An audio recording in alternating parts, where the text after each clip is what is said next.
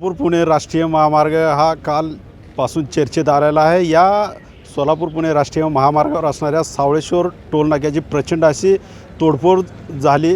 या वादाचं कारण म्हणजे किरकोळ असं कारण होतं। या ठिकाणी जो ट्रक ड्रायव्हर होता त्याच्यात आणि टोलचे जे कर्मचारी होते त्यांच्यात वादावादी झाली आणि या वादाचं पुनर्वसन म्हणजे या टोलची प्रचंड तोडफोड झाली। त्याचबरोबर तेथील कर्मचाऱ्यांनी प्रचंड मारहाण देखील या ट्रक चालकाला केली, बेदम मारहाण केली। त्यामुळे या ठिकाणी मोहोळ पोलिसांनी तोडफोडी जी झाली त्याच्यानुसार या ठिकाणी ट्रक चालकांवर गुन्हा देखील दाखल केलेला आहे। 3 जणांना अटक केली असल्याची माहिती समोर येते।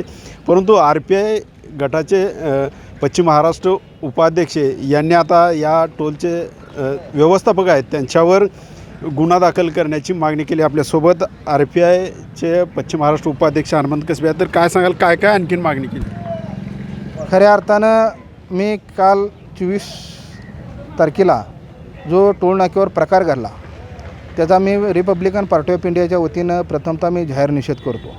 खऱ्या अर्थानं त्या चालकाची काय चूक असेल किंवा नसेल हा भाग वेगळा आहे, परंतु अशा पद्धतीचं गुंडाच्या स्वरूपाच्या गुंड प्रवृत्तीच्या लोकांकडून अशा प्रकारे एका ट्रक चालकाला मारहाण करणं ही अत्यंत खेदाची गोष्ट आहे।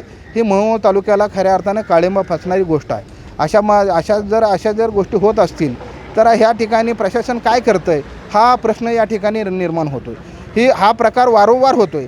गेल्या वेळेसच आपल्या तुम्ही पेनूरच्या टोल नाक्यावर पाहिलं असेल की एका टोल चुकून चाललेला असेल किंवा नसेल तो त्याला पाठलाग करून एकाचा त्या ठिकाणी त्याला मारण्यात आलं आणि त्याचा खून करण्यात आला। अशा प्रकारचं जर वातावरण सातत्यानं मोहोळ तालुक्यात होतं आणि ते पण टोल नाक्यावरून होत असेल तर ही खेदाची गोष्ट आहे।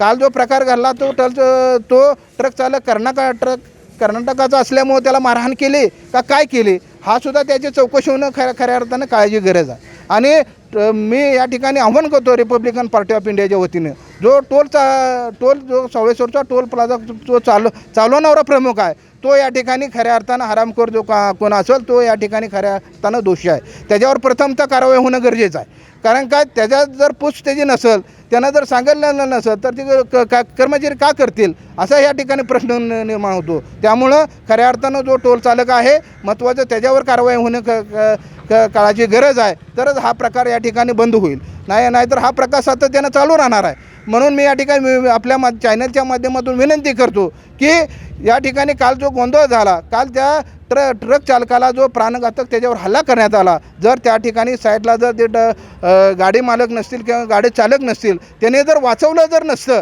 तर त्याच ठिकाणी त्याचा मृत्यू झाला असता आणि त्याची जबाबदारी कोणी घेतली असती हा या ठिकाणी मोठा प्रश्न आहे। जर मी त्या ठिकाणी त्यातल्या ट्रक चालक असतील किंवा अन्य ड्रायव्हर असतील त्यांचं या ठिकाणी अभिनंदन करतो की त्यांना त्या ठिकाणी त्या ट्रक चालकाला त्यातून सोडवलं व त्याला तात्काळ त्या ठिकाणी दवाखान्यात ॲडमिट केलं। म्हणून मी या ठिकाणी विनंती करतो आणि त्यावेळेस वातावरण असं झालं की 4 ते 5 तास या ठिकाणी मोहोळपर्यंत रांगा, त्या ठिकाणी पाखणीपर्यंत वाहनाच्या रांगा निर्माण झाल्या आणि त्या ठिकाणी रस्त्याचं स्वरूप त्या ठिकाणी रस्ता रोको झाल्यासारखं त्या ठिकाणी वातावरण झालं। ह्याला जबाबदार कोण हा प्रश्न या ठिकाणी निर्माण होतो। म्हणून प्रथमतः त्या ठिकाणी सावळेश्वर टोल नाका जो प्लाझा चालवतो त्याच्यावर त्या ठिकाणी प्राणघातक हल्ल्याचा गुन्हा या ठिकाणी दाखल झाला पाहिजे ही या ठिकाणी मी विनंती करतो। आणि त्यातले जे कर्मचारी आहेत त्यांच्यावर सुद्धा त्या ठिकाणी कारवाई झाली पाहिजे अशी या ठिकाणी रिपब्लिकन पार्टी ऑफ इंडियाच्या माध्यमातून विनंती करतो।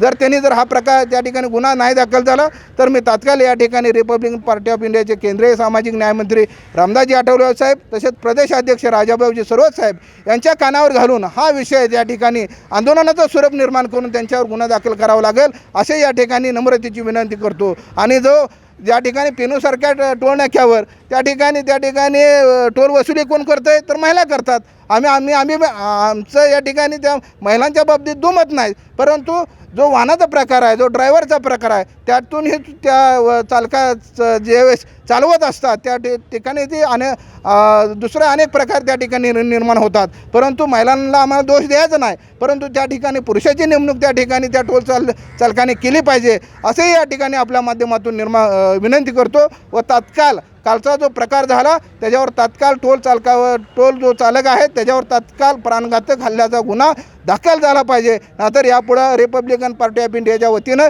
वेगवेगळ्या प्रकारचे आंदोलनं उभा करण्यात येतील. होणाऱ्या परिणामास सरकार जबाबदार राहील ही या ठिकाणी विनंती करतो आणि थांबतो. जय भीम जय भारत. जर पाहिलं तर या ठिकाणी RFI आता आक्रमक झालेले आहे आणि जे टोल व्यवस्थापक आहेत त्यांच्यावर आता गुन्हा दाखल करण्याची मागणी केलेली आहे. त्याचबरोबर या ठिकाणी पेनोच्या टोल नाक्याचा देखील आता या ठिकाणी प्रश्न उपस्थित केलेला आहे आणि आता पोलीस प्रशासन असेल शासन असेल काय भूमिका घेते याकडे आता सर्वांचं लक्ष लागलेलं आहे. राईट अँगलसाठी अशोक कांबळे, सोलापूर.